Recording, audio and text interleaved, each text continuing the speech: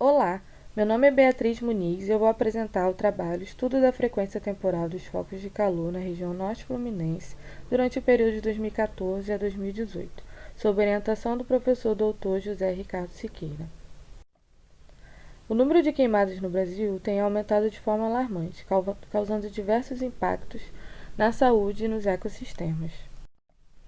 Essas queimadas podem ter origem criminal ou natural. Portanto, o objetivo desse trabalho é avaliar a frequência temporal dos focos de calor nos municípios de Campos de Goytacazes e Macaé durante o período de 2014 a 2018. Esses dados foram obtidos por meio da plataforma de dados Bancos de Queimadas. Já os dados pluviométricos foram obtidos por meio das estações meteorológicas localizadas em Macaé e em Campos. Como resultado, o número total de focos de calor encontrados no município de Campos de Goytacazes foi 4.445 focos, e uma média de 1.482. O ano de maior frequência foi o ano de 2015, em contrapartida, o ano de menor frequência foi o ano de 2018. Quanto à distribuição sazonal, o outono apresentou o menor número de focos, enquanto o inverno apresentou o maior número de focos. Já em Macaé, o total encontrado foi 722 focos e uma média de 144. O ano que apresentou maior frequência foi o ano de 2014, enquanto o ano de 2018 foi o de menor frequência. Quanto à distribuição sazonal, o outono e a primavera apresentaram os maiores índices, enquanto o verão apresentou o menor índice de número de focos. Comparando os dois municípios, observamos que os anos de 2014 e 2015 apresentaram os maiores números de focos, enquanto o ano de 2018 foi o menor número de focos. Campos apresentou uma densidade de 1,1 foco de calor a cada 1.000 hectares, enquanto Macaé apresentou 0,58 a cada 1.000 hectares. Quanto à distribuição sazonal, podemos ver uma predominância no número de focos de calor durante as estações do inverno e primavera no município de Campos de Goytacazes. Isso pode ser associado à colheita de cana-de-açúcar, que ocorre entre os meses de maio e novembro. A pouca variabilidade observada em Macaé pode ser associada às ações antrópicas. Portanto, Campos apresentou uma frequência de 86% no total de números de focos, contra Macaé com 14%. A variabilidade no número de focos pode ser associada aos períodos de estiagem e à baixa umidade do ar. Porém, conclui-se que a presença humana pode se mostrar tão importante quanto os fatores meteorológicos nas explicações da variação no número de focos de calor. Obrigada. Precipitação e temperatura da superfície do mar no Atlântico Sul no período de verão-outono de 2019. Deseja-se investigar se as anomalias de TSM de precipitação do Atlântico Sul no período de janeiro a maio de 2019 foram diferentes das médias dos valores registrados nos últimos 15 anos, e caso seja, qual a relação entre elas. Para as anomalias de precipitação, foi encontrado que o mês de janeiro foi o mais seco do período analisado para 2019, com anomalias negativas observadas em quase toda a área de estudo. Em dezembro, observam-se anomalias negativas na região que comumente sofre influência das ACAS, que contrasta com a faixa de anomalias positivas a nordeste da mesma, na borda sudoeste da ASAS. Podemos observar que as anomalias negativas foram mais marcantes na região de atuação das ACAS, e isso pode mostrar que ela não se configurou nesse mês como esperado. Em março, na faixa de latitude 20 graus sul sobre o oceano, é possível observar uma porção significativa de anomalias positivas de precipitação que reflete a presença da tempestade tropical Iba. Para as anomalias de TSM, de forma geral, é marcante o predomínio de anomalias positivas no Atlântico Sul em todo o período avaliado.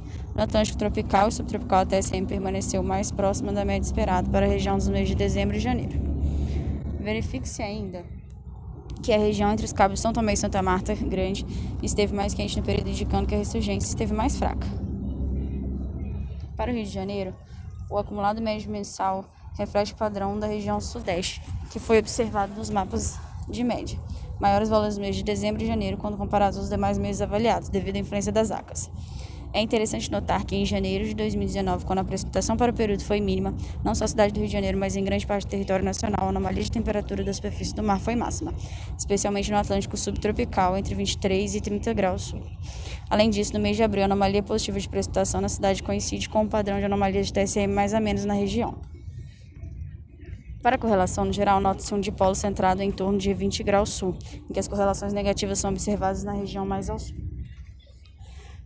No auge do verão, nos meses de janeiro e fevereiro, verificam-se resultados estatisticamente significativos para as correlações negativas, enquanto o oposto ocorre nos meses de março e abril.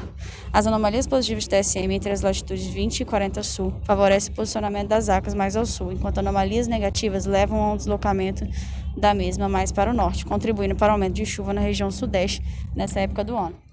Especialmente no mês de março, a correlação positiva encontrada aparenta estar intrinsecamente ligada a asas. Sendo assim, anomalias positivas de TSM poderiam estar contribuindo para gerar anomalias ascendentes de ar e enfraquecimento desse sistema, dessa forma favorecendo a ocorrência de sistemas frontais, influenciando o regime de chuvas do Atlântico. A TSM esteve realmente acima da média no verão de 2019, em grande parte do Atlântico Sudoeste. Anomalias negativas de precipitação foram dominantes na área de estudo, principalmente nos meses de dezembro a janeiro. A análise da correlação sugere que a variação... Me chamo Maria Rita Lua de Quadros. O trabalho é intitulado Estudo Meteoceanográfico de um episódio de Zona de Convergência do Atlântico Sul, ZACAS. Começando com uma breve introdução, explicando um pouquinho o que é as ZACAS. É um fenômeno de interação atmosférica. Ele precisa ter em altos níveis atmosféricos, em 200 HPA, uma vorticidade relativa positiva em consonância com a alta da Bolívia.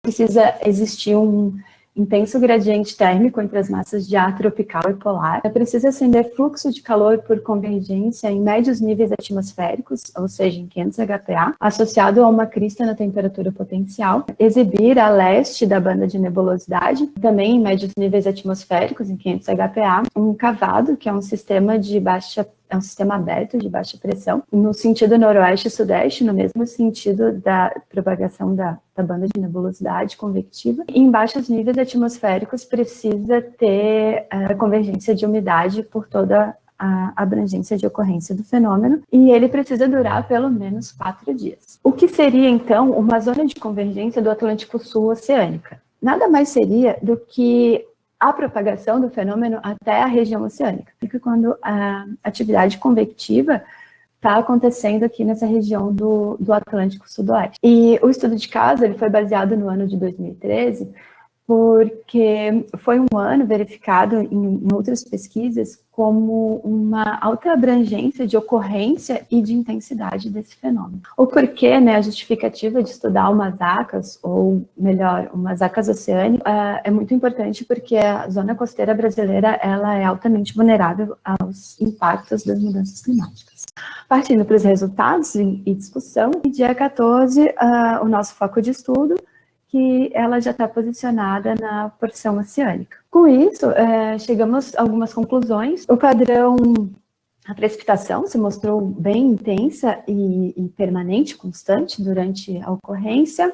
O padrão atmosférico, através dos ventos, nos mostrou aquele ciclone de caráter estacionário, permanente. O padrão oceânico, a altura da superfície do mar associada ao deslocamento integral de Ekman, junto com a quebra da corrente do Brasil e o sistema de baixa pressão. A análise da temperatura da superfície do mar, junto com as correntes, apresentaram sutis áreas de ressurgência, a sudoeste da quebra da corrente do Brasil. O campo de salinidade nos mostra a intrusão de águas menos salinas, caracterizando águas mais frias, né, as águas de sul. A camada de mistura marinha refletiu junto as demais variáveis, né, mostrando essa camada menos espessa. E, contudo, os fluxos de calor nos mostraram essa retroalimentação negativa. Olá pessoal, Cicleia, tudo bom? Vamos estar falando hoje sobre o extremo histórico de precipitação na cidade de Natal. Henderson falando, apresentando esse trabalho. Então, a precipitação é uma das variáveis meteorológicas mais importantes, né? Em função do abastecimento hídrico, urbano, classificação climática.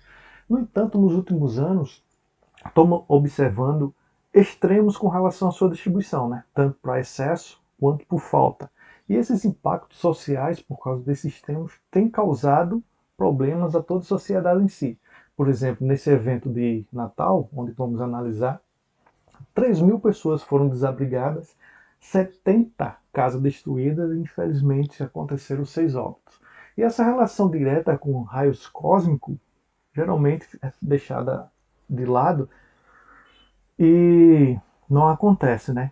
Então, o objetivo nosso com relação esse estudo é fazer essa análise da relação entre o fluxo de raio cósmico e a temperatura da superfície do mar.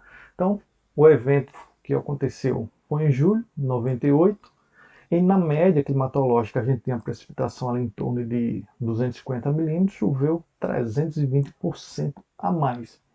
Então, os dados de chuva de raio cósmico e TSM estão no mesmo intervalo para o mês de julho, e a gente observa que a distribuição da chuva nesse mês apresentou chuva no início, né, principalmente aqui depois da segunda quinzena, com precipitação bastante elevada. E a relação com raios cósmicos só aconteceu para a segunda parte, vamos dizer assim, para a segunda quinzena, e essa relação só foi vista para precipitação acima de 10 milímetros, um indicativo bastante interessante. E a relação da variação do raios cósmico com a precipitação mostrou uma distribuição temporal muito semelhante, com correlação aí de 9,4, enquanto com a TSM mostrou uma relação inversa. A TSM aumentou, claro, depois, né, formação de nuvem, deslocamentos, a perturbação ondulatória de leste, mostrou uma relação negativa, embora também explicando boa parte da chuva ocorrida. Como conclusão, observa que essa contribuição do fluxo de raio cósmico para o evento extremo foi significativa, né, contribuindo com a importância relativa em torno de 62%, enquanto a TSM em torno de 32%. Né, e que, para análises futuros de eventos extremos, a análise do fluxo de raio cósmico para entender a gênese desses eventos são fundamentais. Obrigado pela atenção. Olá, eu sou o Lucas e vou apresentar esse trabalho intitulado Frequência, Intensidade e Abrangência de Geadas no Estado do Paraná entre 1999 e 2021. Falar sobre geadas no Paraná esse ano é importante porque 3 fortes ondas de frio afetaram o Brasil durante o ano e causaram geadas, que trouxeram efeitos econômicos associados ao aumento do consumo de energia, de custos e preços, tanto para mantenedores de serviço como para o consumidor final. Isso porque as geadas coincidiram com o momento em que há forte pressão sobre esses recursos em função da crise hídrica que afeta o país. O objetivo desse trabalho, portanto, é apresentar a ocorrência das geadas no estado do Paraná entre 1999 e 2021. Para isso, foi usado um conjunto de dados de temperatura mínima de 35 estações meteorológicas operadas pelo CIMEPAR. A intensidade da geada foi definida conforme a temperatura mínima menor ou igual a 0 grau, e a abrangência conforme a porcentagem de estações meteorológicas com esse valor no mesmo dia. Além disso, uma análise de agrupamento hierárquico foi feita para atribuir associações entre as estações meteorológicas e definir grupos. A figura 1 mostra a localização do estado do Paraná no sudeste da América do Sul e a localização das estações meteorológicas, agrupadas conforme análise de agrupamento hierárquico. O grupo 1 se refere às estações meteorológicas localizadas em menor altitude e latitude, onde as geadas foram menos frequentes e mais fracas. O grupo 2 é o grupo intermediário. E o grupo 3 contém as estações meteorológicas localizadas em maior altitude e no sul do estado do Paraná, onde as geadas são mais frequentes e mais intensas. O litoral do estado esteve livre de geadas no período analisado. A figura 2 mostra a frequência de geadas no estado do Paraná conforme sua abrangência. A frequência média total é de 9,6 episódios por ano, com um desvio padrão de aproximadamente 4,1. Os anos 2002, 2014 e 2015 apresentaram geadas abaixo do limite inferior do desvio padrão, enquanto que os anos 2000, 2011 e 2016 contaram com frequência maior, acima do limite superior do desvio padrão. Se observa que 2021 apresentou recorde de geadas parciais e faz parte do grupo de anos em que foram observadas geadas generalizadas no estado do Paraná. Essas são 2 importantes conclusões desse trabalho. A frequência recorde de geadas parciais, inclusive com uma geada parcial que afetou 74% das estações meteorológicas, e a ocorrência de um episódio de geada generalizada.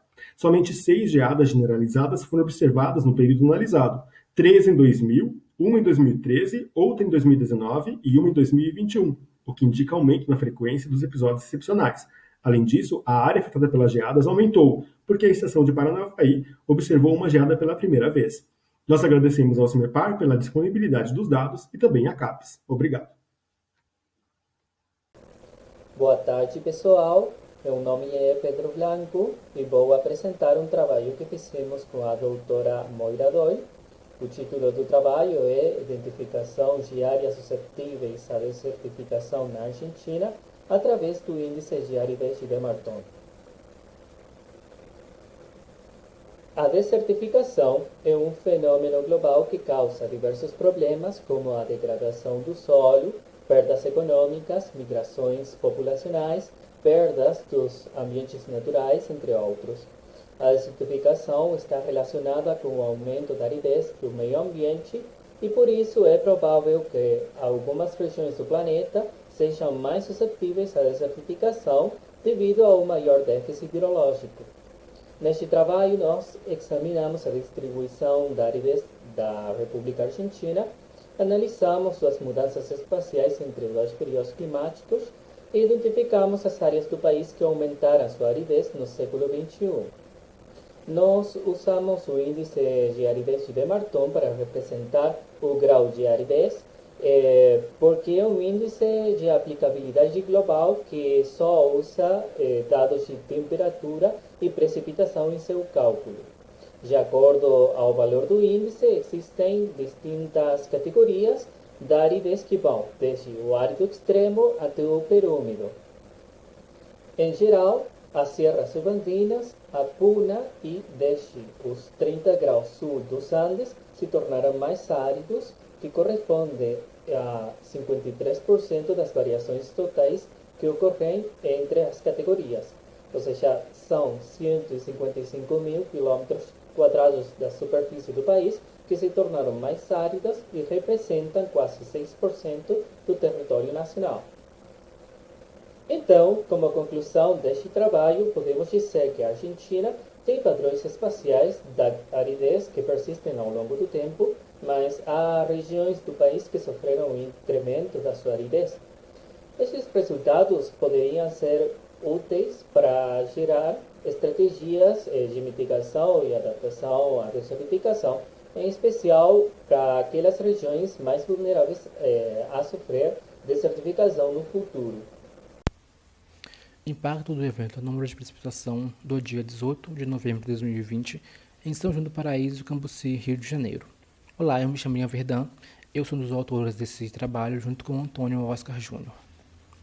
Introdução, O evento, conforme mencionado no título, ele ocorreu no dia 18 de novembro de 2020 no distrito de São João do Paraíso, em Cambuci, no estado do Rio de Janeiro.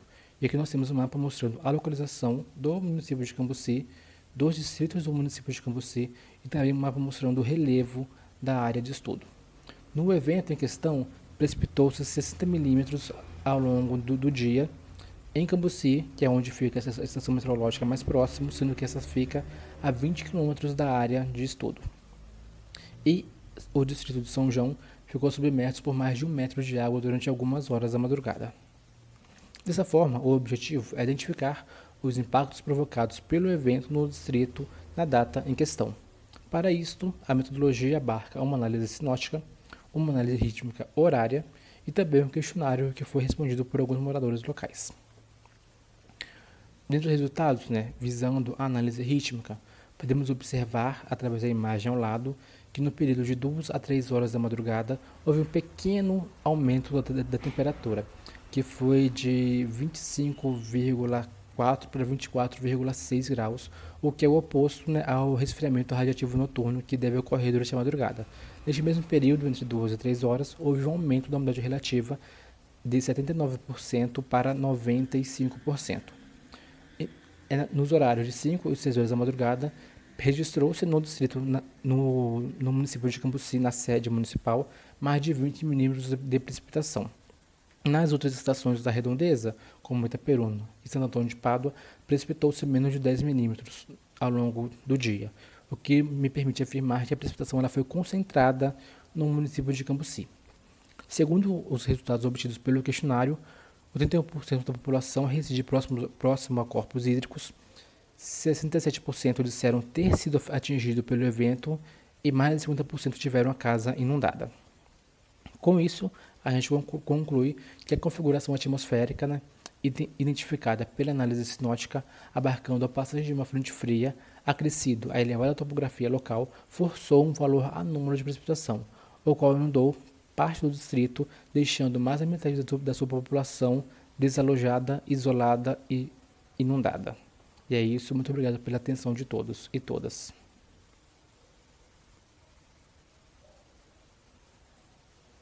Deixa eu parar a apresentação aqui. Olá, meu nome é Simone Ferraz e em conjunto com a professora Angélica Durigon, da UFSM, nós orientamos o trabalho do mestre Henrique Velasquez, cujo título é Influência do Enos nas precipitações anômalas e seu impacto nas principais culturas de Honduras. Honduras está localizado na região tropical do planeta. Possui uma extensão territorial de 112.492 km² e seus limites geográficos são com o Mar do Caribe, Oceano Pacífico, Nicarágua, El Salvador e Guatemala. O país é atravessado também pela Cordilheira Centro-Americana, de oeste a sul, de modo que gera uma divisão do território em 3 zonas. Honduras apresenta 2 estações durante o ano, denominadas temporada seca, que vai de dezembro a abril, e a chuvosa, que vai de maio a novembro. A estação chuvosa possui também um comportamento bimodal distinto, onde o primeiro modo é chamado de temporada de precipitação precoce, que vai de maio a julho, e o segundo modo, temporada de chuva atrasada, que vai de setembro a novembro. Então, nesse trabalho, nós utilizamos esse conjunto de dados, que é um conjunto de dados do GPCP, e também utilizamos como índice do Enos o MEI. Aqui a gente pode observar a climatologia da precipitação de 1998 a 2018, do inverno, primavera, verão e outono. Então, no inverno, a gente observa as maiores precipitações na região norte, com valores mais baixos ao sul. A primavera é bem distribuída a precipitação, não tendo grandes variações. No verão, a gente consegue observar as 3 zonas de precipitação, com valores mais altos a oeste, poucos mais baixos a leste e menores ainda na região central. E no outono, eu tenho valores mais altos nessas regiões e mais baixos no centro-sul. O comportamento do El Niño varia bastante em cada uma das 5 regiões. Aqui a gente tem um exemplo de como que seria o impacto do El Niño em cada uma das regiões. Em vermelho, a gente pode ver precipitações acima da média em anos de El Niño e as variações quando a gente tem Laninha em azul. Então, vai variando bastante em cada uma das regiões. E os impactos encontrados nas 3 principais culturas, do milho, feijão e café, são o seguinte. Quando eu tenho El Niño, na região leste, central, sul e norte, é desaconselhado plantar milho porque vai ter uma quebra na safra. O mesmo vai ocorrer com o feijão na região leste e com o café na região sul. E durante a Laninha também no oeste e no sul. Já favoravelmente, a gente vai ter impactos no norte com o feijão, numa Laninha na região central e também na região leste com o feijão. Então, esse quadro resume os principais encontrados nesse trabalho do Henrique Velasquez. Olá, meu nome é Simone Ferraz e eu vou apresentar aqui alguns resultados da tese do Cleiton Tibulo, cujo título é Modelos Estatísticos Empregados para a Previsão Sazonal da Precipitação no Brasil. Esse trabalho objetivou verificar se modelos de séries temporais das classes ARIMA, ARIMAX, alisamento exponencial e modelos combinados poderiam ser utilizados como ferramenta de apoio aos modelos dinâmicos na previsão de precipitação acumulada mensal. A nossa região de estudo será a região sul, subdividida em 3 sub-regiões, SR1, SR2 e SR3, e a região sudeste também subdividida em 2 regiões, SR-S1, SR-S2. Essas subdivisões obedecem o regime climático de cada uma das regiões. As previsões vão ser para dezembro, janeiro e fevereiro, nas regiões do sul, e junho, julho e agosto, e para um verão estendido na região sudeste. A previsão é sempre para 3 meses, então aqui dezembro, janeiro e fevereiro, junho, julho e agosto. Um ano qualquer. Então, a gente observa aqui, primeiro olhando para dezembro, janeiro e fevereiro. Eu posso observar que aqui eu tenho uma excelente previsão, aqui também, aqui também, aqui também. Por quê? Porque em preto a gente está sempre observando a série real. E em colorido são os vários modelos, como a gente pode observar aqui. Em azul, o Sarim, em amarelo, o Sarimax, em marrom, os modelos combinados, em roxo, alisamento exponencial e em verde, Hot Winters. Então, a gente vê, nesses casos que eu mostrei aqui, excelentes previsões, tanto para o verão quanto para o inverno. Em alguns casos, houve uma subestimativa da precipitação, como a gente observa aqui, aqui nesse caso, aqui nesse caso, aqui e aqui. E aqui também. Ou uma superestimativa, como a gente observa nesse caso, aqui um pouco nesse modelo, aqui um pouco de superestimativa, mas no geral a gente teve boas previsões para todos os 3 meses. Quando eu vou para o verão do Sudeste, que é um período mais complicado de prever, a gente também observa que nas 2 regiões as previsões foram muito adequadas, tanto para RSS1 quanto SRS2. Ou seja, os resultados encontrados apontam que os modelos de séries temporais utilizados nesse trabalho podem ser, sim, utilizados como uma ferramenta de apoio aos modelos numéricos de previsão, com destaque para o modelo SARIMA, que permitiu maior previsibilidade para a variável precipitação nas regiões em estudo. Boa noite, prezados. Daremos início à apresentação do trabalho intitulado Monitoramento, Análise Descritiva e Geoestatística da Temperatura do Ar em diferentes partições para Altamira, Pará, com bolsa de iniciação científica, financiada pela CNPq, em parceria com a Universidade Federal do Pará e a Universidade Federal do Mato Grosso do Sul. A temperatura do ar possui grande importância devido à sua aplicabilidade em diversas áreas, a exemplo na agricultura, e também está relacionado a eventos de mudanças climáticas e aquecimento global. A coleta de dados se deu em uma estação climatológica instalada na cidade de Altamira, Pará, em parceria com o Instituto Nacional de Meteorologia, o INMET, tendo como principal objetivo a coleta de dados de temperatura máxima e temperatura mínima do ar ao longo de 60 anos. Os dados foram criados e divididos em 6 décadas. Assim, foram gerados mapas de temperatura máxima e mínima do ar, usando a técnica geoestatística de krigagem, que consiste na interpolação dos dados, levando em conta as características espaciais de alta correlação de variáveis regionalizadas. Foi observado um aumento na temperatura do ar quando comparado ao primeiro mapa, que é da década de 1960 a 1969, e nas décadas de 2000 a 2009 e 2010 a 2019, houve um aumento gradual de temperatura do ar de aproximadamente 3 graus em ambos os períodos. Observamos também que esse mesmo fenômeno ocorreu com a temperatura mínima do ar, variando em torno de 2 graus no mesmo período, que foi de 2000 a 2009 e de 2010 a 2019, e a espacialização desse aumento foi bem variado nos 2 períodos, se compararmos a primeira década, que é de 1960 a 1969, mostrando uma variação sazonal bem definida. Foi possível observar também uma tendência bem marcada sazonalmente na média total de variação de temperatura máxima e temperatura mínima do ar, com temperaturas mais elevadas no segundo semestre do ano, enquanto no primeiro semestre do ano houve uma menor temperatura do ar. Concluímos que há períodos bem definidos entre os meses do ano, tanto para a temperatura máxima quanto para a temperatura mínima do ar, e os resultados sugerem também que a ocupação rural e o aproveitamento hidrelétrico nos últimos 20 anos inicialmente podem ter ocasionado possíveis impactos locais devido à interferência humana no microclima da região. Agradecimento à CNPq pela bolsa e ao UFPA por me proporcionar receber essa bolsa, ao INMET por ceder os dados para as análises e à Universidade Federal do Mato Grosso do Sul pela parceria e apoio. E o título do meu resumo é Mudanças Climáticas e Formação de Terraços Marinhos no baixo curso do rio Piranhas-Açu.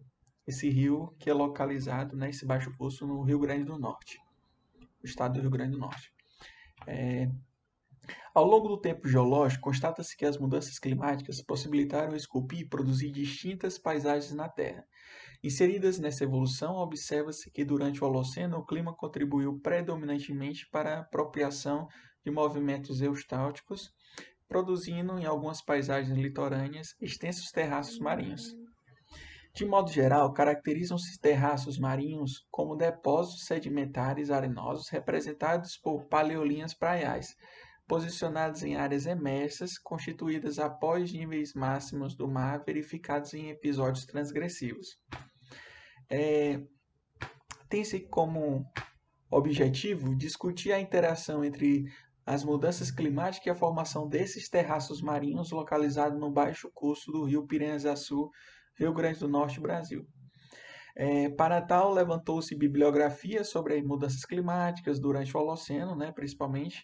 Realizou-se a identificação dos terraços marinhos por meio de atividade de campo e de gabinete, utilizando softwares cartográficos tais como o Google Earth e o ArcMap 10.7. A gente tem a licença da Unicamp, o ArcMap. Como resultado, constata-se 4 níveis de terraços marinhos, todos escalonados em direção ao mar e com altimetria variando entre 2 e 9 metros. Ciente de que a composição de cada nível está relacionada às mudanças eustálgicas provocadas pelo clima, sugere-se a proposição da existência de no mínimo 4 eventos oscilatórios climáticos na área de estudo, sendo esses representados pelas mudanças orbitais, variação da radiação solar e oscilação da zona de convergência intertropical, a ZCIT. Ou seja, essa produção dos terraços estão diretamente relacionados, de acordo com a literatura, a esses 3 tópicos, aqui representados. Onde a zona de convergência é o principal, o que apresenta maior constância em toda a literatura, como proporcionador que interfere na formação desses terraços. A conclusão eu tenho que, como nos trabalhos futuros, sugere-se a realização de pesquisas que envolvam métodos de datação nos diferentes níveis de terraços, visando complementar as análises iniciais realizadas nesse trabalho, uma vez que forneceriam informações necessárias para identificar o possível evento climático ocorrido daquela durante a sua formação. Bom dia, meu nome é Marília e meu trabalho é intitulado Mudanças na circulação atmosférica nas últimas décadas vinculadas às geadas generalizadas na Pampa Úmida Argentina. O objetivo do meu trabalho é identificar as mudanças que ocorreram nos padrões da circulação atmosférica entre 61 a 90 e 91 a 2020, associadas às geadas generalizadas de um dia de persistência que ocorrem na Pampa Úmida, utilizando a metodologia de Miller e Berry de 2007. Foram identificados mais eventos de um dia de persistência no período de 91 a 2020. Por outro lado, foram identificados mais eventos de 2 dias de persistência no período de 61 a 90. A literatura e as figuras aqui apresentadas, elas mostram que para os eventos de geada menos persistentes ocorre um único trem de ondas. Nas figuras de anomalia de vento zonal e vetor-vento, se observa uma confluência que está representada por essas flechas maiores na entrada do jato subtropical a oeste do continente nos dias prévios ao início da geada. Essa confluência vai favorecer a subsidência em níveis médios, através de uma circulação direta secundária na vertical que é paralela ao jato. Tanto as anomalias de vento meridional quanto jato subtropical e jato polar são mais intensas e encontram-se mais ao sul no período de 91 a 2020. A subsidência que ocorre na região da Pampa Úmida causada pela aceleração do jato também é maior e mais intensa nesse período. A literatura e as figuras aqui mostradas também mostram que nos eventos de 2 dias de persistência, um duplo trem de ondas de Rossby acontece. Um que se propaga ao longo do jato subtropical e outro ao longo do jato polar. Os trens de ondas eles vão coincidir de fase antes do início da geada e vão se tornar uma única circulação anticiclônica que permanece até o fim do evento sobre a região. Essa estrutura de fluxo se estende por toda a troposfera, até os níveis baixos. E o período de 91 a 2020 também é mais intenso. Para os eventos de 2 dias de persistência, a confluência vai ocorrer no dia em que a geada tem início e mais a leste do continente. E do mesmo modo que ocorre nos eventos de 1 dia de persistência, a confluência também favorece a subsidência em níveis médios. Nota-se também que tanto o jato subtropical quanto o jato polar e a subsidência são mais intensos no período 91 a 2020. No que diz respeito à temperatura, somente foram encontradas diferenças um pouco mais significativas nos eventos de 2 dias de persistência. É possível notar uma pequena diferença na região da Pampa Úmida, porém, a maior diferença encontrada ocorre ao norte da região de estudo. Então, como conclusão, a gente tem que os trens de ondas de Rossby, jato subtropical e a confluência do vento se encontram mais ao sul nos eventos de 1 dia de persistência no período 91 a 2020. E, em geral, as anomalias em níveis altos, médios e baixos foram mais intensas no período 91 a 2020. Atualmente, nós estamos analisando quais processos físicos podem explicar as mudanças observadas. Muito obrigada! Olá, eu me chamo Wagner Araújo e irei apresentar o trabalho sobre a ocorrência da precipitação extremas em Cabaceiras, Paraíba. Esse trabalho também é de autoria de Raimundo Mainá de Medeiros e Manuel Vieira de França. Bom, Cabaceiras localiza-se na microrregião do Cariri Oriental e na mesorregião da Borborema. Segundo o IBGE, no ano de 2010, a população era estimada em 5.035 habitantes, distribuídos em uma área de mais de 400 mil km². Ela também é conhecida como a Hollywood Nordestinas, por ser palco de mais de 25 filmes que foram rodados naquela região, e um deles é o longa-metragem O Alto da Compadecida. Bom, para entendermos as condições climáticas de uma determinada região, no caso de Cabaceiras, se faz necessário estabelecer estratégias que visem um manejo mais adequado dos recursos naturais, almejando dessa forma a busca por um desenvolvimento sustentável e a implementação das práticas agropecuárias viáveis e seguras para os diversos biomas da região, Souza et al. 2010.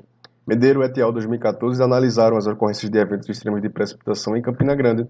E com desses dados diários de precipitação, compreendemos que nos anos de 1970 a 2010, os eventos extremos analisados foram os de maior intensidade de precipitação diária para os anos estudados. Bom, a figura 1 vai nos mostrar uma precipitação absoluta máxima anual em milímetros durante o período de 1970 a 2010, lá em Cabaceiras, na Paraíba. A fonte é de Medeiros, 2013. Bom, notou-se também que não houve relação direta entre a intensificação na precipitação e ocorrências com eventos dienos, porém, em alguns anos a relação foi constatada. Em geral, no Nordeste, os enos alteram os totais pluviométricos das regiões e também a ocorrência de períodos secos, Carvalho 2009. Eventos extremos de precipitação são mais evidentes entre os meses das estações chuvosas que se estendem de fevereiro a julho. Bom, a ocorrência de mudanças no comportamento das precipitações a partir do início da década de 90 a 2000 vem causando variabilidade espaço-temporal na intensificação da precipitação máxima anual, apresentando o maior número de eventos com valores de precipitação igual ou superior a 50 milímetros no dia. Não ocorreram relações diretas entre a intensificação da precipitação e a ocorrências com eventos dienos, mas ressaltamos que em alguns anos perceberam-se a influência do Laninha como eventos extremos de precipitação e foram mais evidentes entre os meses da estação chuvosa, com 68% das ocorrências e apenas 32% foram observados nas estações secas. Então, deixamos aqui os nossos agradecimentos ao Sinclair, também à Universidade Estácio de Sara, à Universidade Federal Rural de Pernambuco e à Universidade Federal de Campina Grande. Muito obrigado. Sou Marilene de Lima e estou fazendo a apresentação das ocorrências de granizo de 2015 a 2020 em Santa Catarina. Esse trabalho tem por objetivo compilar e organizar as informações recebidas através da mídia de observadores que são pessoas que moram em alguns locais onde ocorrem os granizos. Normalmente, este fenômeno está associado a tempestades severas em eventos extremos e antes eram feitos por observadores em estações convencionais. Desde 2016, em Santa Catarina, não temos mais os observadores e por isso essas informações nos chegam através destes cidadão comum que nos repassa essas informações. Então, o trabalho organizou as informações de 2015 a 2020 e nesse conjunto de informações foi analisado o período e o que se conseguiu observar é que algumas regiões do estado, como Litoral Sul, Alto Vale do Itajaí, Meio Oeste Catarinense, têm um maior número de ocorrências, enquanto que algumas regiões, como a Grande Florianópolis, por exemplo, tem apenas 2% de ocorrências. Em relação à distribuição desses acontecimentos ao longo desses anos e por estações, primavera, verão, outono e inverno, considerando o período astronômico dessas estações, a gente observou que o maior número de ocorrências aconteceu nos anos de 2015, 17, 18, 19, sobretudo em 2020. enquanto que o menor número de ocorrências aconteceu, por exemplo, no inverno de 2017. Muito obrigado. Mais informações você pode encontrar junto aí o nosso contato, né? E sempre lembrando que isso aí não é uma climatologia, apenas uma organização do que foi observado nesse período. Olá, eu sou a Sofia, sou estudante de Engenharia Ambiental e Urbana da UFABC, sou aluna da Iniciação Científica e este é o meu trabalho que eu vou apresentar aqui rapidamente. Bom, né, a bacia do Rio Paraná ela se estende do sul ao sudeste do país, ela ocupa cerca de 10% de todo o território e ela é a área de maior desenvolvimento econômico, né, do Brasil e também, consequentemente, de maior demanda de recursos hídricos do país. Então, o objetivo desse trabalho, né, é caracterizar o padrão de vazão mensal extremos da parte baixa da bacia, né, em locais de aproveitamentos hidrelétricos das usinas de Jorumirim, que pode ser vista aqui na subbacia de Paranapanema, e Jeremunhós, localizado aqui na subbacia do Iguaçu. Bom, foram utilizados dados de vazões diárias de 1980 a 2020, né, da ONS e da ANA, e as médias mensais aqui de Jorumirim mostram que elas possuem as maiores vazões no verão, com máximo aqui em fevereiro, vai reduzindo aqui até maio e chega no seu mínimo aqui em agosto. Bom, né, para classificar as vazões foi utilizada a técnica dos limiares quantílicos e para identificar os casos raros foi utilizada a técnica do box plot. O maior enfoque do trabalho são os casos extremos, né, vazões muito altas e vazões muito baixas de vários meses consecutivos, né, além de investigar também as possíveis influências de diferentes fenômenos climáticos. Bom, pode ver aqui que em 1983 houve 9 meses consecutivos de vazão muito alta, tendo aqui 6 outliers, com o caso mais raro de toda a série aqui em junho. 6 meses de vazão muito alta e 5 outliers ocorreram em 2009, seguido de 1998, 2010, 1991, 1997 e 2015. Em relação a vazões muito baixas, em 2020 foram 10 meses no total de vazões muito baixas. Seguida, o ano com maior quantidade de meses com vazões muito baixas foi em 1985, seguido de 2019, 1981. Agora, em Jeremunhós, observa-se que há uma maior regularidade nas médias das vazões durante o ano, né? Com aumento aqui nos meses de inverno, mas a maior média aqui em outubro, diminuindo até dezembro e chegando na menor média aqui em abril. O maior número de vazões muito altas foi em 1998, com 7 meses, sendo 2 entre eles outliers, seguido por 6 meses de vazões muito altas em 2011, agora com 3 outliers, em 1983, aqui com o caso mais raro, novamente, mas agora em julho, em 1990 também, em seguida, e em 1997. Em relação às vazões muito baixas, em 2006 teve 9 meses que foram dessa classificação, seguido por 1985, 2020, 1988, 2003 e 2018. Bom, a partir desses resultados e de estudos anteriores, foi possível verificar que tem influência de El Niño em casos de vazões muito altas e de Laninha em casos de vazões muito baixas e baixas, sendo Jorumirim, né, com as vazões mais afetadas e com mais meses consecutivos de vazões extremas, além de maior número de outliers, né, com 28 outliers, se comparado com o Jeremunhós, que teve 21 outliers no total. E ainda, a Jeremunhós apresenta defasagem em relação às influências de El Niño. Bom, obrigada. Olá, eu me chamo Wagner Araújo e irei apresentar o trabalho Paudalho, Pernambuco e suas flutuações na precipitação e no número de dias de chuvas e explicações na agropecuária. Esse trabalho também é de autoria de Raimundo Mainardi Medeiros e Manuel Vieira de França.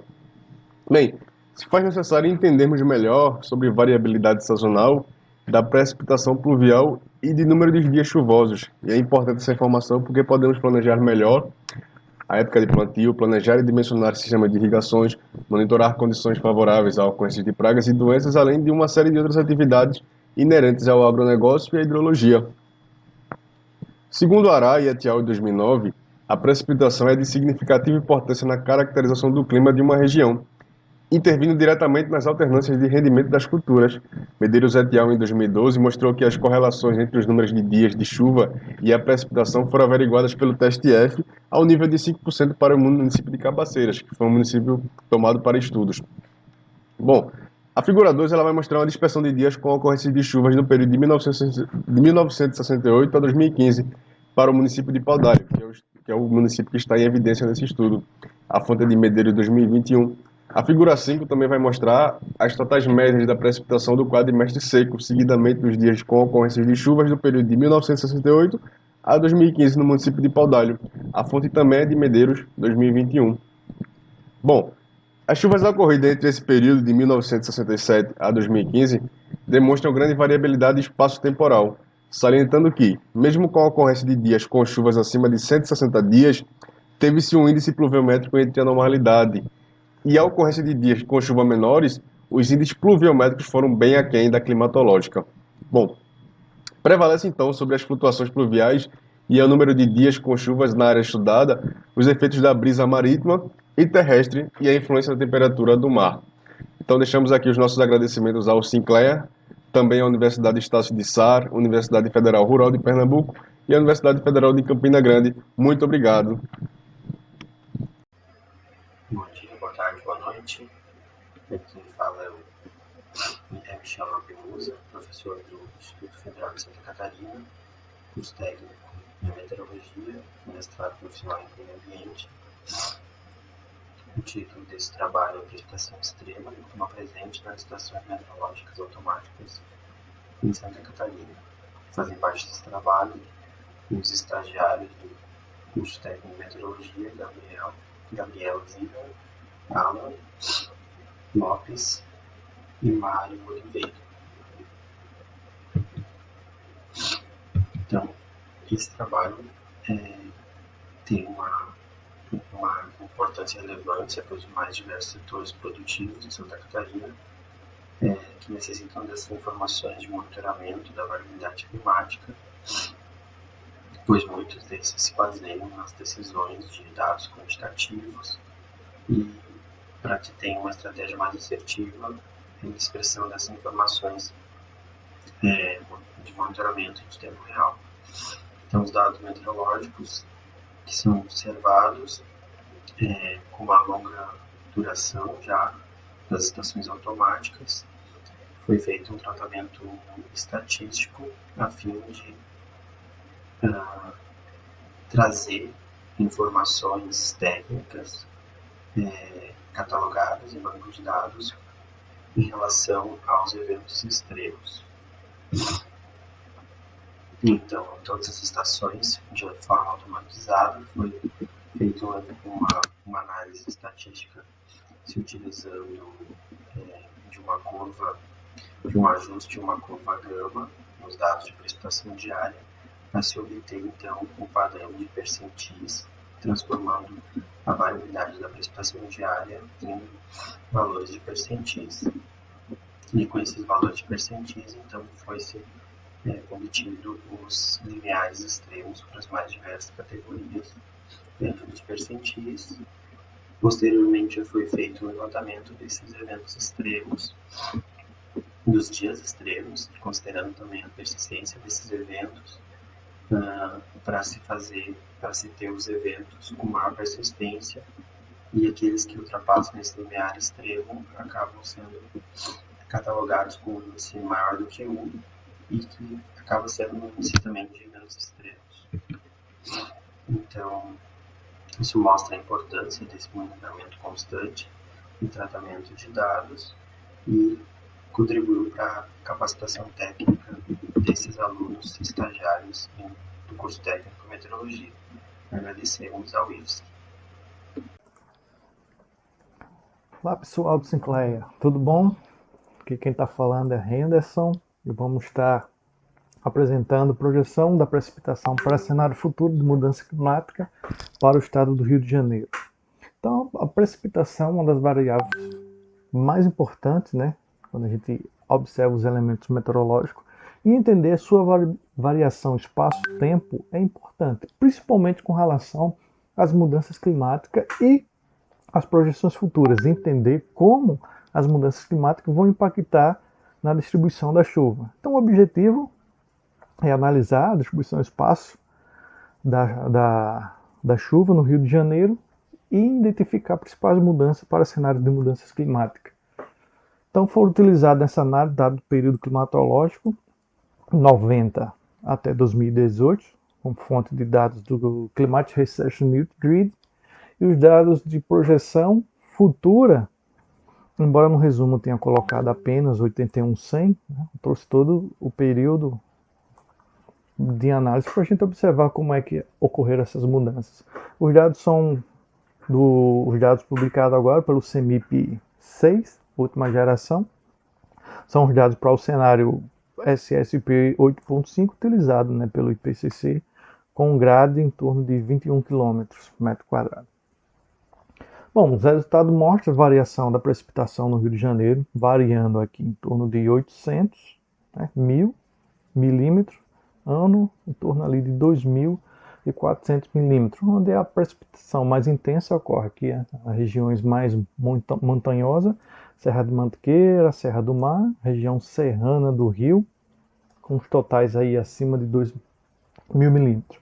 No entanto, quando a gente começa a observar as projeções, seja ela qual for o intervalo, observamos uma redução significativa do total pluviométrico, onde uma das regiões mais afetadas será o norte e noroeste do Rio, que no final do período em análise vai ter precipitação ali em torno de 800 milímetros. E essa redução se estende para a parte litorânea, região serrana e região sul do estado, ou seja, né, a diminuição vai ser democrática, impactando todo o estado, em torno ali de 200 milímetros, hora um pouco mais, hora um pouco menos. Né? Como conclusão, essa redução da precipitação vai ser em torno ali de 2.000 milímetros e, claro, né, é uma problemática muito grande ao estado do Rio de Janeiro, que juntamente com o Sudeste e as demais regiões do Brasil enfrenta grande problema com relação ao abastecimento urbano e a disponibilidade hídrica. Obrigado pela atenção. Olá, meu nome é Diego Portalança, do Programa de Pós-Graduação em Meteorologia do Centro de Ciências Naturais e Exatas, CSNE, da Universidade Federal de Santa Maria. Hoje eu vou falar um pouco sobre o meu trabalho de tese intitulado Projeções Climáticas de Temperatura do Ar e Precipitação usando os modelos HatGEM e HexM4 sobre o Equador. Então, aqui um pequeno roteiro, a gente vai falar um pouco de introdução, os objetivos, metodologia, alguns resultados, algumas conclusões e um pouco dos trabalhos futuros. Por que é tão importante ter esses dados regionalizados por Equador? Porque o Equador é um dos países mais vulneráveis a esses fenômenos de mudanças climáticas e variabilidade. Então, produzir essas estimativas consistentes é um desafio imperativo na ciência do clima. Esse trabalho teve como objetivo gerar projeções climáticas de precipitação e temperatura em diferentes cenários de mudanças climáticas, usando dados do modelo regional HexM4 para o domínio equatoriano. Então, a metodologia utilizada, como a gente pode ver na área de estudo, as condições de contorno no quadrado da figura do Equador, utilizando o modelo HatGEM, e o modelo regional utilizado foi o modelo HexM4. As projeções futuras, aquelas pelo AR5, 2,6, 4,5 e 8,5. Os dados foram corrigidos utilizando o Quantile Mapping, e os dados de referência foram os dados do CPC para o período climatológico passado de 1975 a 2005 e dados futuros 2070 a 2100. Alguns resultados para essas três áreas, costeira, altitude, serra e Amazônia, a gente pode encontrar aqui na Amazônia, a parte amazônica do Equador, para o período do RCP 8.5, a gente vai ter uma diminuição da precipitação, assim como na área da serra, a gente vai ter um aumento de temperatura muito elevado. Tá? Aqui a gente pode encontrar nessas duas figuras as diferenças entre temperatura e precipitação, aquelas anomalias. E então, através desses dados, verificou-se que as áreas mais propensas para mudanças são Serra e a Amazônia, e esses dados podem nos ajudar para futuros trabalhos em que nós vamos fazer ou utilizar modelos de culturas para tentar estabelecer umas diferenças para o futuro. Muito boa tarde a todos. Em primeiro lugar, eu gostaria de agradecer pela oportunidade que me foi dada de participar deste importante evento. O meu nome é Telmo Cosmo Antônio Sumila. Eu sou estudante de pós-graduação da Universidade Federal de Santa Maria e por esta via orientando das professoras que cito aqui como coautoras deste trabalho. Trabalho este que tem como título Implicações das mudanças climáticas no ciclo de vida da lagarta do cartucho do milho em África, sob o ponto de vista de revisão de literatura de um extenso trabalho que ainda está em curso. Bom, a importância de estudar esta lagarta resulta do facto desta ter um impacto negativo sobre diversas culturas agrícolas, com destaque para a cultura do milho. Esta lagarta tem sua origem na América do Norte, mais precisamente sobre o sul dos Estados Unidos da América. Mas como resultado do seu comportamento migratório, que pode alcançar até 100 km por dia, a lagarta sazonalmente tende a deslocar-se para regiões que ofereçam melhores condições agroecológicas para a sua sobrevivência. Daí que tenha invadido quase a totalidade do continente americano e tornando-se, portanto, endêmica nessas regiões. Entretanto, em 2016, foi identificada uma variedade desta lagarta na África Ocidental.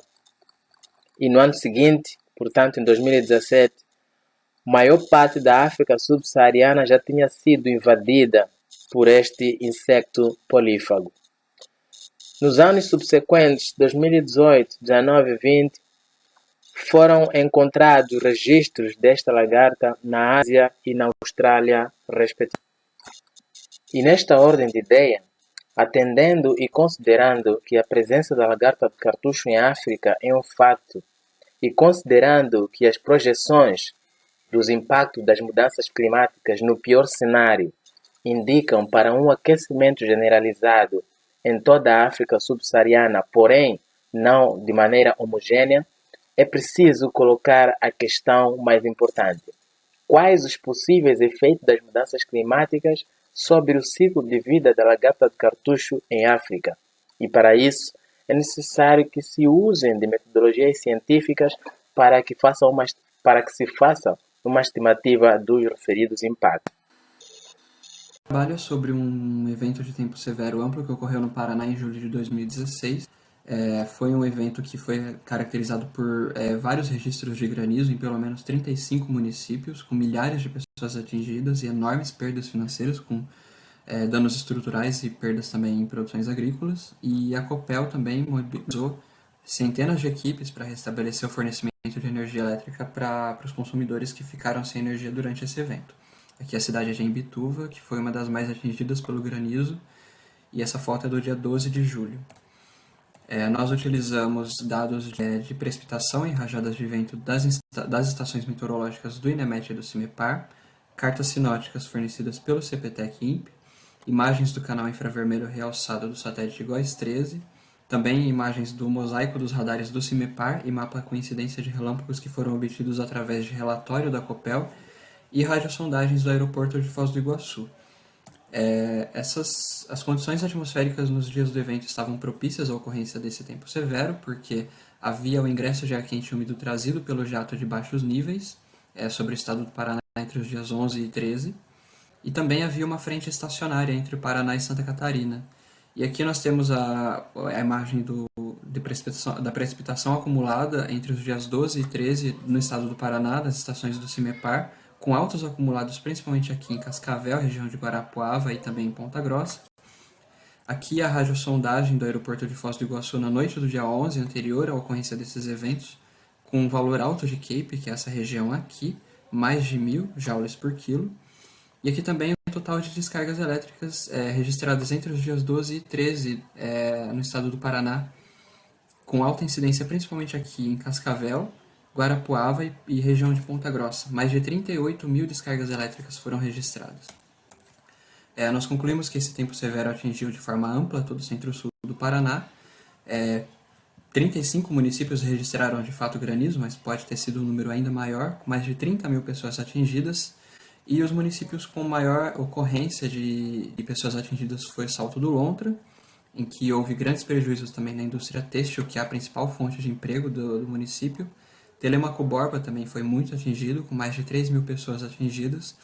E o evento foi causado por uma associação da frente estacionária entre o Paraná e Santa Catarina, e esse ingresso de ar muito quente e úmido vindo da Amazônia que tornou o ambiente propício à ocorrência de temporais. Eu gostaria de agradecer a Climatempo Meteorologia, porque esse trabalho foi desenvolvido durante o estágio na empresa.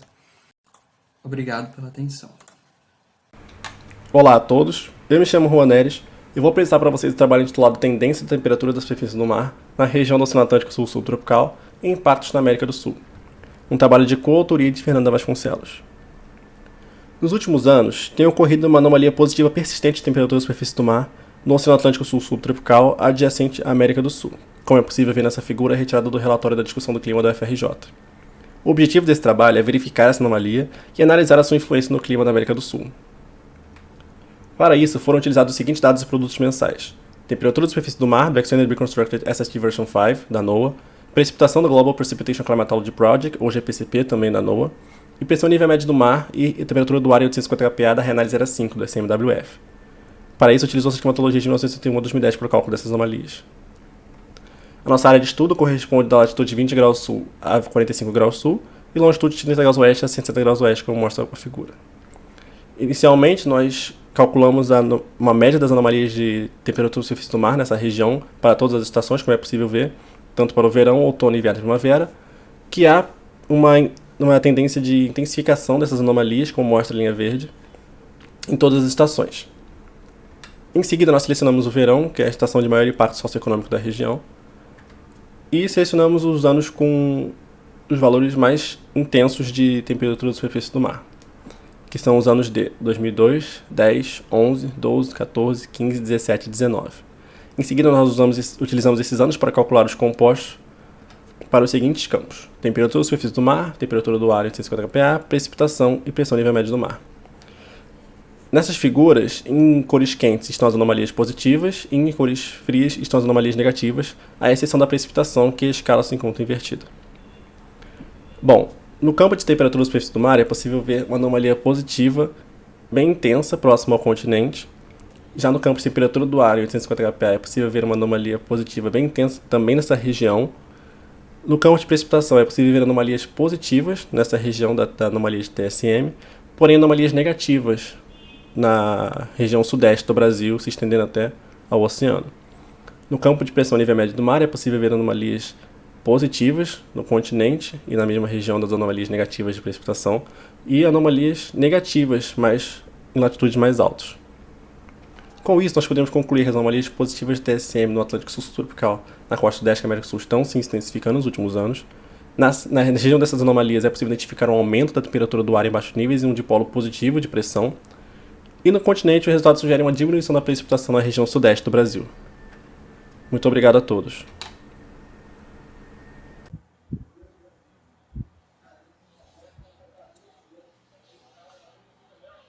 Boa noite, meu nome é Ronaldo. Irei apresentar o trabalho de tendência da temperatura do ar devido à mudança do solo na região do centro-oeste do Brasil. Participou comigo Gislene, o professor Anderson e o professor André Luiz. A gente sabe que essa região do centro-oeste é uma região muito importante devido à agropecuária. Contudo, essa mudança do uso do solo, ele tem afetado de alguma forma essa região. Então, essa pesquisa ela vai investigar esses fatos. Então, essa região tem uma população estimada em 16 milhões de habitantes e uma área por volta de 1.612.000 km². Os dados foram do ERA 5 a 12 metros de altura, durante o ano de 1998 a 2017. Utilizou-se o teste não paramétrico Menkendorf para calcular a tendência. Observa-se que a região do centro-oeste tem anomalia positiva, tendência positiva e tendência negativa da temperatura. A região do Campo Grande, principalmente no Mato Grosso do Sul, tem uma tendência negativa, enquanto outras regiões têm uma tendência positiva, né? Essa região do Campo Grande, com exceção de maio e setembro, tem uma tendência negativa na escala mensal. Verifica que a região do Mato Grosso do Sul, Mato Grosso e Goiás apresentaram tendência negativa durante o ano todo, com exceção do mês de maio e setembro. A região de Campo Grande destaca-se com a tendência negativa da ordem de 0,094 graus por mês para os meses de junho e julho. Observa-se ainda que essa região do centro-norte da região do centro-oeste tem a tendência positiva na temperatura do ar, e a região sul, tendência negativa. Investigou-se também a tendência anual. Observa-se que a região noroeste, próximo de Rondônia, tem tendência positiva na ordem de 0,05 graus por ano, e enquanto que a região de Campo Grande, Mato Grosso do Sul, tem uma tendência negativa de 0,03 graus por ano. Concluímos nesse trabalho que a região do Mato Grosso do Sul, Mato Grosso do Sul e Goiás apresentam tendências negativas, e para a região de Campo Grande com tendência negativa da ordem de 0,094 graus por mês, e Campo Grande teve uma tendência negativa de 0,03 graus por ano.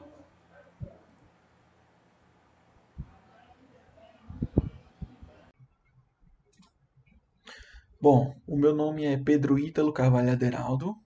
Esteve comigo nesse resumo a professora Aline Pasqualino e o professor Kleber Carvalho Lima. Eu e a professora Aline somos da Universidade Estadual de Campinas e o professor Kleber da Universidade de Pernambuco. O título do resumo é Tendências Pluviométricas em Porções Semiáridas no Estado do Ceará, Brasil. Uma das mais importantes contribuições para a população sertaneja, que convive periodicamente com a seca, são as discussões realizadas sobre as chuvas locais. Nesse sentido, objetivas com esse resumo, analisar 100 anos de dados pluviométricos a partir da identificação de tendências. Para tal, utilizou-se dados obtidos entre os anos de 1917 e 2016, no portal HidroWeb, correspondentes a 12 estações pluviométricas localizadas nos municípios do Núcleo de Desertificação dos Inhamuns, Ceará, Brasil, além de municípios ao redor desse núcleo de desertificação. O reconhecimento de tendências negativas ou positivas foi verificado por meio do método de McKendall. O valor de Z, ou seja, Z maior do que zero, indica tendência positiva, e Z menor do que zero, tendência negativa. Ao se aceitar a hipótese nula de que não há tendência, aceita-se P maior do que 0,05, tendo em vista que o nível de confiança adotado foi de 95%. Como resultado, verificou-se que duas sequências de dados correspondentes aos municípios do núcleo de desertificação apresentaram tendências negativas. Nos municípios ao entorno do núcleo de desertificação, 8 sequências de dados apresentaram tendências negativas e apenas 2 sequências com tendências positivas, as quais podem ser justificadas pela atuação de diferentes processos que influenciaram na produção de estabilidade nessa área. Dado que os totais pluviométricos estão diretamente relacionados à recuperação natural de paisagens desertificadas, notou-se na área de estudo o agravamento desse cenário, visto a predominância de tendências negativas.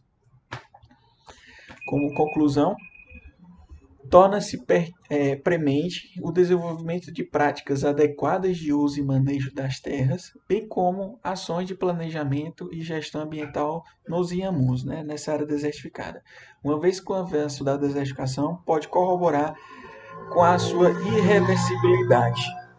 Muito obrigado. Olá, eu sou o Lucas. Nesse trabalho vou mostrar trens de ondas de Rossby associados à ocorrência de geadas no estado do Paraná durante o inverno de 2021.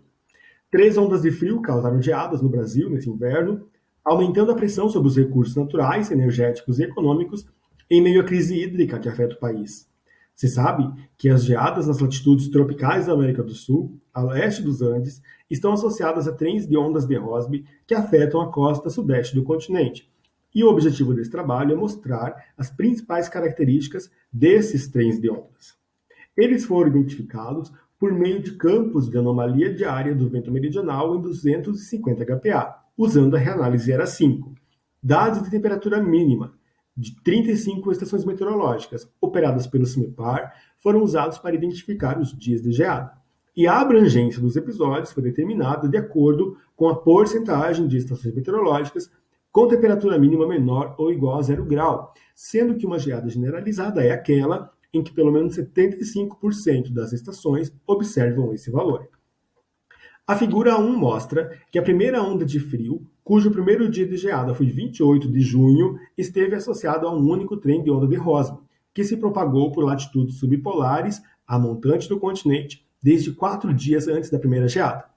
Ao se aproximar da América do Sul, o trem de onda de Rossby apresentou forma de arco e descreveu uma propagação para nordeste, afetando a costa sudeste da América do Sul. A figura 2 mostra que a segunda onda de frio, cuja primeira geada foi observada em 18 de julho de 2021, esteve associada a um trem de onda duplo, que entrou em fase a montante do continente 2 dias antes da primeira geada. E teve uma propagação basicamente zonal, o que limitou seu deslocamento no sentido equatorial, dificultando a entrada da onda de frio. No entanto, as duas ondas causaram 2 dias de geadas parciais e 2 dias de geadas isoladas. A figura 3 mostra a situação para a terceira onda de frio, com a primeira geada em 28 de julho de 2021. Esta esteve associada a um único trem de onda de Rossby em forma de arco mais pronunciado, o que levou a um maior deslocamento meridional da onda e a uma geada generalizada no estado do Paraná, que foi seguida por uma geada parcial que afetou 74% das estações meteorológicas, portanto, no limite superior de uma geada parcial. Apenas 6 geadas generalizadas foram observadas no Paraná desde 1999, o que mostra que essas geadas generalizadas são eventos excepcionais associados a trens de ondas de Rossby únicos em forma de arco, orientados para o Nordeste, sendo esta uma característica de importância para sua ocorrência. Obrigado. Olá, eu sou Carlos Araújo, pesquisador da EPAGRE CIRAM, aqui de Florianópolis, Santa Catarina.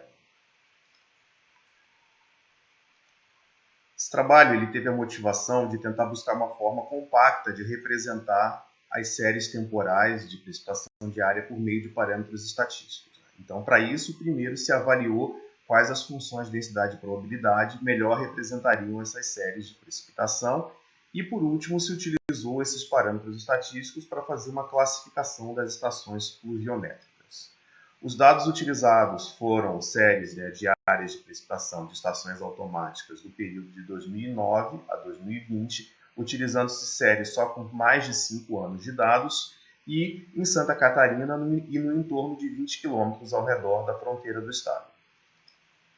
Bom, a maior parte das séries aí apresentou entre 6 a 8 anos de dados, mas chegamos a ter um número significativo de estações aí com um período completo de 12 anos de dados. O primeiro resultado que a gente obtém é a probabilidade de ocorrência de dias chuvosos. A precipitação ela é expressa por uma probabilidade composta. Então, primeiro a gente calcula a probabilidade de, naquela série temporal, ocorrer um dia chuvoso ou não, e para os dias chuvosos, então, depois a gente ajusta uma função densidade de probabilidade. As funções que foram testadas foram a generalizada de Pareto, a gama e a de valor extremo generalizada. A que apresentou melhores resultados, inclusive com uma significância em nível de 1% estatístico, foi a função generalizada de Pareto. E é também a que se ajustou melhor a maior parte das estações meteorológicas, as estações pluviométricas. Então foram utilizados os parâmetros da função generalizada de Pareto e a probabilidade de ocorrência de dias de chuva para se fazer a classificação das estações, como parâmetros de entrada. Os dados primeiros foram descorrelacionados, utilizando-se a análise de principais componentes, e 2 métodos de classificação foram adotados, a árvore binária hierárquica e K-médios. Esse primeiro resultado aí mostra a classificação por árvore hierárquica binária, onde são apresentados 3 grupos de forma bem clara. De forma similar, o algoritmo de K-médias ele também determinou que a melhor distribuição seria em 3 grupos distintos para o estado de Santa Catarina. Bom, e aí uma distribuição espacial no estado, a gente percebe de forma clara um grupo de estações no litoral, um grupo mais para o interior e um grupo concentrado aí mais no litoral norte do estado. Então, como recomendações e conclusões do trabalho, a gente precisa refinar um pouco melhor essa análise, essa avaliação desse grupo do norte do estado, saber por que ele é diferente, né? E dizer que essa técnica é muito útil para a identificação de comportamentos climáticos e para a validação de modelos numéricos de previsão de tempo e também identificar séries temporais anómalas. Mi nombre es Leandro Sgroy y voy a presentar el trabajo que se titula Using a Bivariant Methodology to Construct IDF Satellite-Based Curves. sobre un trabajo realizado en forma conjunta con Gabriela Viviana Müller y Fernando Primo Forgioni. Los objetivos de este trabajo son dos. Primeramente, usar una metodología bivariada para construir curvas IDF. Y segundo, evaluar esas curvas IDF con curvas IDF basadas en datos de observación. Para este trabajo se utilizaron datos del producto eMERGE de precipitación cada media hora, el periodo 2000-2021, para la ciudad de Paraná, que tiene esta ubicación, como se muestra aquí en el mapa. Se consideraron series de tiempo de diferentes duraciones, que son las que se muestran aquí, y diferentes recurrencias. Para cada serie se determinaron la precipitación acumulada y la intensidad de precipitación, de manera de tener dos variables independientemente del tiempo para construir las cópulas. Bien, se utilizaron primeramente cópulas arquimedianas, en este caso la cópula de Clayton, con su función, parámetro θ, y las funciones marginales U y B, con la cual se construyó su probabilidad de ocurrencia conjunta para determinar la probabilidad conjunta de excedencia asociada a una recurrencia. De igual forma se utilizó una cópula elíptica, en este caso una cópula gaussiana, con una fórmula un poco más compleja, que tiene el mismo parámetro θ, un parámetro θ no necesariamente tiene que ser el mismo, y una función de distribución gaussiana, además de las funciones marginales U y B. Como resultados, podemos ver primeramente arriba una curva IDF basada en datos de observación para la estación de Paraná, para el periodo que se muestra, y aquí debajo, para cada una de las duraciones mencionadas, las diferencias entre la curva IDF observada y las obtenidas por la cópula de Clayton a la izquierda y la cópula de Gauss a la derecha.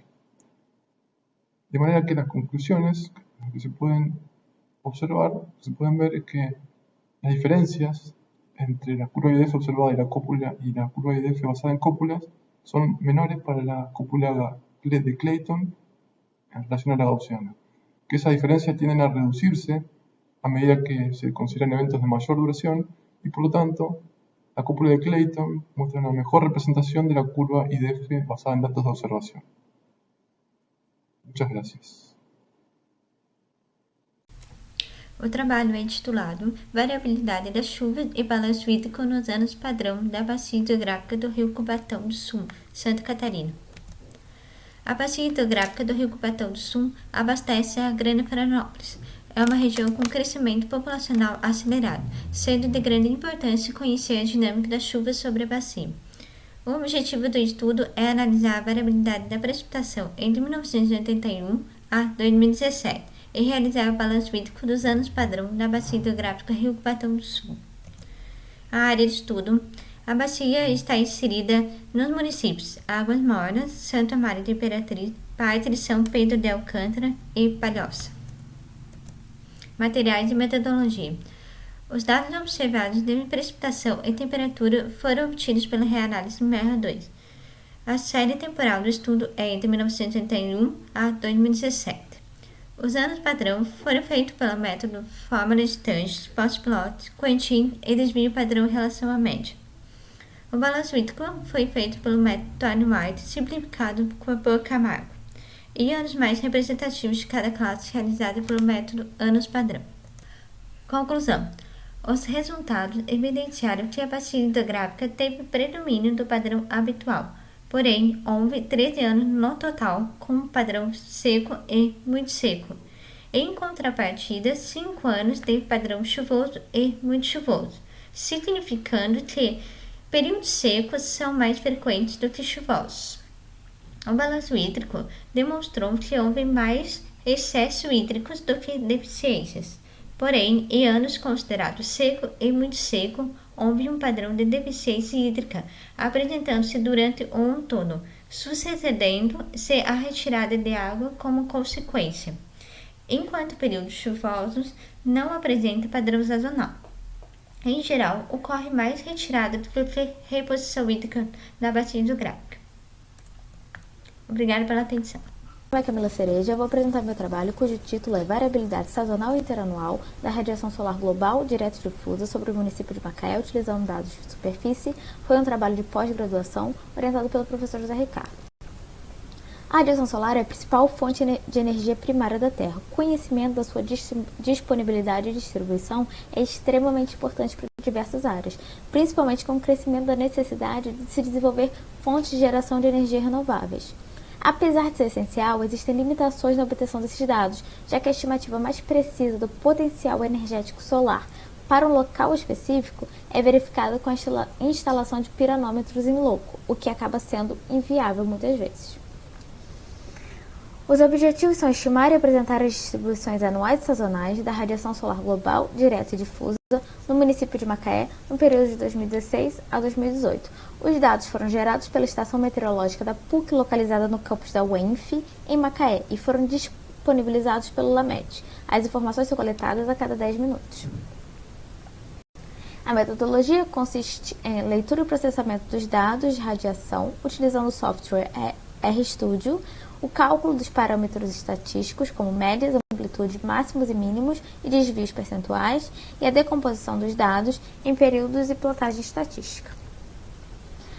Nos resultados de discussões, na variabilidade anual da radiação solar, chama atenção o ano de 2016, com uma amplitude de 84% no primeiro período de dados e 93% no segundo.